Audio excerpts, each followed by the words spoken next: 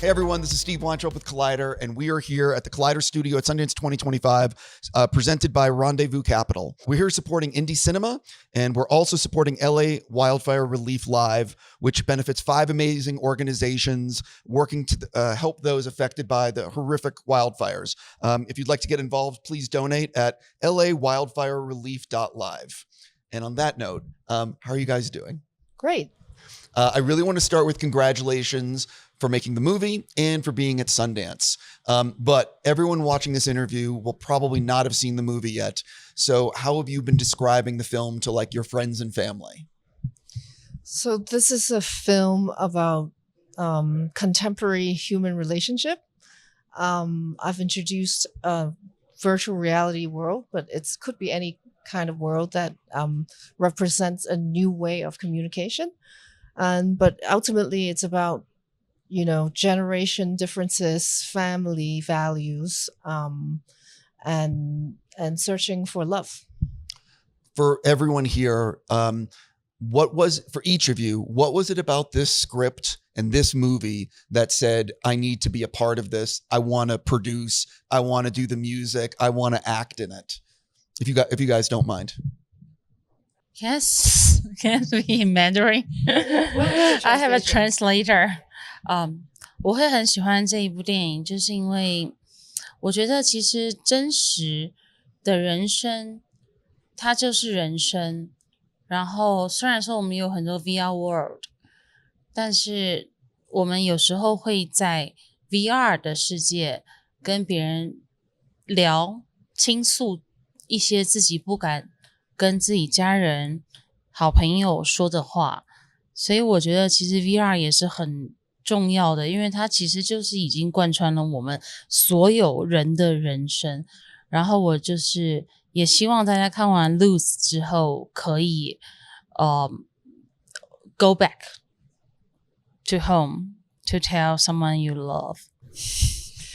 So Sandrine was saying that our reality sometimes can be quite complicated in terms of communications, relationships, and a lot of times we are not very good with handling a relationship with our closest ones. Whereas, VR has been, around us in different shapes and form for a long time. And for some funny reason, we actually feel more open to talk and be ourselves and then be our true selves, may it be stranger, may it be communicating to directly express how we feel. So this kind of VR element in the film, as well as in our real life, is kind of giving us a little self-reflection, how we should go back to the very original or organic forms of expressions to communicate with our loved ones around us. Thank you.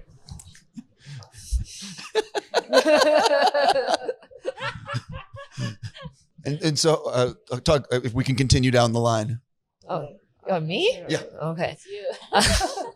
Why do I produce this? Because it was a scam. I scammed by my best friend.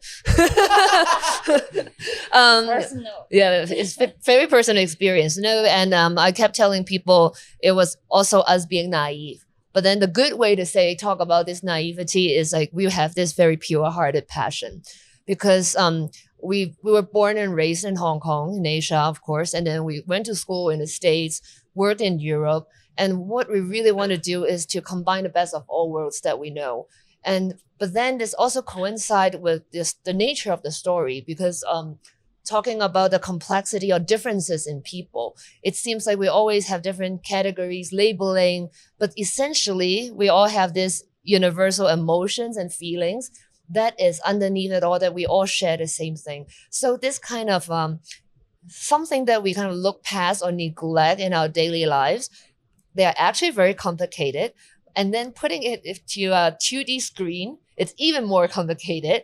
But then even more to that, we simplify it back, to tell you this whole story within 2 hours.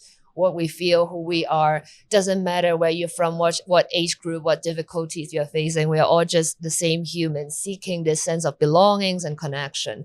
So to us, that is like very true to our identity, our background, but at the same time, we feel almost like a mission, like to share with the world, in times of difficulties, whether it's personal or big environment, that we should go back to look for something that is very important to each of us, that is different to each of us, and that actually can be found inside of each of us. So that is, to me, to Flora, I think that is like the biggest drive to the whole thing, how to birth Luz. For love, for love. Cliche, but it's true. Yeah. And for me, actually, I know Flora many years ago. Maybe Flora forgot. We have FaceTime one time for the audition for your last movie. I remember. Yeah, you remember? Yes. Okay. And I watched her last movie and I like it very much. And it was in Uncertain Regard in 2006, right? And also because of the 2013. Because of the cute producer, and I think we will have a very happy time in Chongqing, where it's my hometown, and there's many of hot pots. I enjoy it very much, and actually, the most important things, I think the script is something like I feel it's very modern, and every role in the movie, I feel is like an independent woman, and they have their own life and their own happiness. Even sometimes they have trouble in the life, like single mom, or everybody have their own trouble, but they're still very brave to love. So and I feel some part is like a Texas Paris, which is my favorite movie, and and the story make me feel is like whatever the technology changed so much, but everybody chasing their most important thing in the heart is a dear, which is love connect everybody. So I think whatever they change, the world change, love is the most important thing. That's what I feel. Yes. Thank you. Why? You're drunk. Good job. So for me as a composer, this film is really about longing, loneliness, and connection. Musically, it was really interesting to kind of be able to express a modern dystopia versus human connection, humanity. And I was also very lucky to be involved at script stage with Flora and Yvette after many hot pots play a big role in this film. We just had one last night, so and that could be the headline of this interview. Hot pots play a big role in this film. Yeah, no hot pot, no role. It's true. And then so we were discussing about the script even at very early stage, and it gave me a lot of time to find how to express this emotion of longing and melancholia, but with a lot of hope, of connection among, with humanity, in us as a family, as a world, as a society. I think everyone can feel connected to this film in a way. So you see, it's very ambitious project, very, very ambitious project. So with all the cast, and that's why not we should produce and go for this. But I have to ask you, and this is not a spoiler, but the opening shot of the film reminded me so much of like going into The Matrix or Tron, that opening shot of both of those films. And you're like going into this world. Can you just talk about that opening shot and why you wanted the credits to be like that? Yeah, I think I wanted to waste no time to get people right into this kind of weird world that we're going to introduce. So we spent a lot of time to get the style of that animation right, together with the CGI of the deer, which is one of the most important character in the film. And to connect that to Chongqing, which is where we shot. So it was like three different things combined together to get the audience right into the mind of seeing something new and entering a new world, and and enjoying that. Yeah, the opening shot, I was like, oh shit, this is like, okay, what am I getting myself into? So one of the things about this film is you filmed, and I want to make sure I say it right, in Hong Kong, SAR, mainland China, and Paris. At what point as a producer and as a director were you like, did we bite off too much on this? Because filming in three different places like that is incredibly ambitious, and each one comes with logistical challenges. Exactly. So this film, by nature, because of the essentially three different storyline, because like the real world in Paris, real world in Chongqing, and the VR. So it's like three storyline, three different places in one. It's like shooting three movies in one go. Very, very overly ambitious and very challenging. And of course, there were so many moments we like want to scream and cry, but at the same time, we're very thankful for all the, like, again, it may sound cliche, but very wholeheartedly, we were so thankful for every moment when difficulties, arise, because we just felt like it's giving us a very, very good crash course. I mean, and indeed it did. Because like after a few, 2 years of shootings and post-production, I mean, the experience we gained from different regions, like from the legal policy, productions, everything, we are pretty good now. Comes out stronger. For me, it's pretty fun, actually. I totally trust my production team, so they were very competent. But so for me, it's like a joy to work in so many different places and adapt to their cultures of filmmaking. I mean, Paris, it's a very historical place to film, so they have rules that are very much different from a place like China. So it's like they have sit down meals. Habits that's like a sit down meal with everyone in the crew for lunch, whereas in Chongqing we could be shooting for 48 hours straight. So that's the thing I don't think a lot of people realize. In Europe, and especially in France, the rules and regulations of filming are so radically different. Yeah. So they used to serve wine too. Yeah. Yeah, but that's just lunch. Yeah, no big deal. Yeah, so it's fun for me. Yeah. I want to actually ask you a question. You have a lot to do in the movie. When you saw this shooting script and you saw what you were going to be doing, did you have a day circled in terms of, I can't wait to film this? And did you have a day circled in terms of, oh my God, I have to film this? 我那时看到这个剧本的时候，我就非常的喜欢。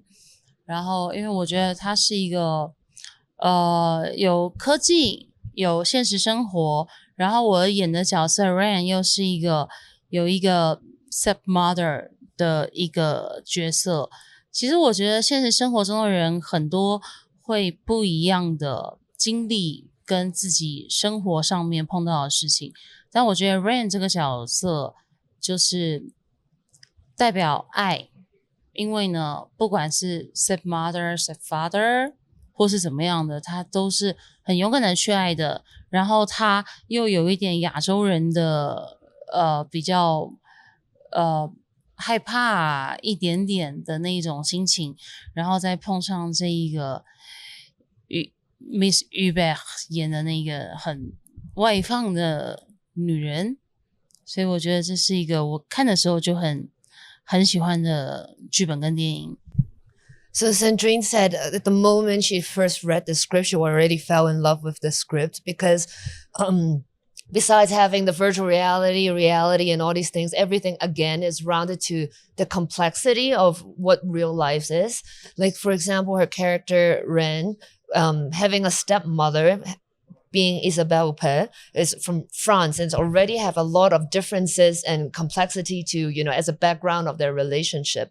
But essentially, Ren is a character that is so much longing, for love. And it doesn't matter, if it is not a traditional family setup, but then it's what loves that connected them, since, the stepmother was spending time with a young Ren. And, but then at the same time, Ren also have some kind of like very stereotypical of Asian, youngsters of reservedness, doesn't know how to express fully, how she felt lonely, how she felt that she wanted more love from the stepmother again. So that kind of layers and complexity give it more, the character maybe a richer background and also perhaps more fun for her to play the role. So to her, all of these in combined is very appealing to her.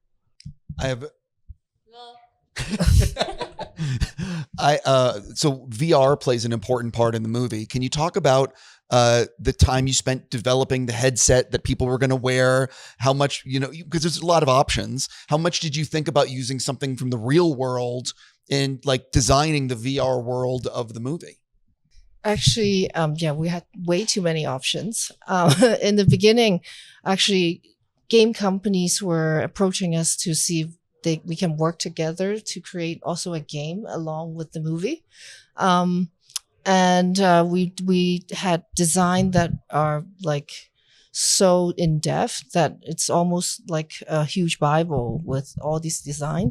But because, introducing a new territory in a film can lead to so many options that it becomes like, okay, how do we explain the gameplay? What is the game about? Like, should it be role playing? Like, how many levels are there? How did it get to the next level? And it became so complicated that it could have been just a film on its own. And I really had to go back to the basics and think about what I really want to say with the game, together with the other parts of the story. And so I kind of tossed all that out and went back to the drawing board, and that's when I decided that I should make a game that's very down to earth and easy to understand. And that's when I thought of chasing a deer, which is very metaphorical in itself. So so we did a very complex round and went back to the basics. So could you imagine the production or producers' decisions at that moment? Everything we've done for like almost a year, we have to like erase and then let's go back from ground zero and start again. But then, again, in the end, we love this choice. We love this decision because essentially it's not just about the game world, not just about the VR. They are just a vehicle to express what we want to say. And the more grounded way, down to earth way we present the VR world, that is closer to our real life. And then that blurs the reality and VR world even more, closer to, like how we are day in and day out. Perhaps that's easier for audiences to resonate, like with a film better. So I'm another question for the director. I just want to warn everybody. So I'm fascinated by the editing process because it's where it all comes together. And what's interesting about your film is you have two very distinct storylines that are interconnected in VR, but also interconnected in the narrative story. So can you sort of talk about finding the film in the edit compared to what you actually wrote and the challenges of trying to merge these things in both VR and in the structure of the movie?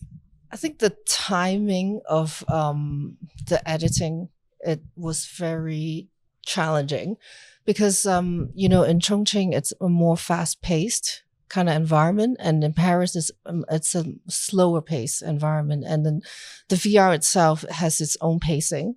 And then the character, for example, Ren's character, it's a lot slower in the real life, but when she gets into the VR, she's much more confident and go-getter. So her pacing also changes. Whereas the other character, Wei, he is much more fast-moving in Chongqing, but when he goes into the VR world, he has no idea what he's doing in there. So all this pacing is so different, and you have to kind of find a way to bring that all together and actually find the VR world in there. For example, there's a scene of her entering the VR world when she is in an art gallery, with the trees and the lights and sort of merging into each other. So that kind of scenes, I really had to think about it in the editing phase. Like I wouldn't have been able to think of that kind of transition when I was shooting. So it was found in editing. So a lot of work, I would say, that was put into it. 辛苦了. Right, yeah. Editing, I don't think people understand how much work it is. And also, it is where it's the final rewrite. It's make or break. Definitely.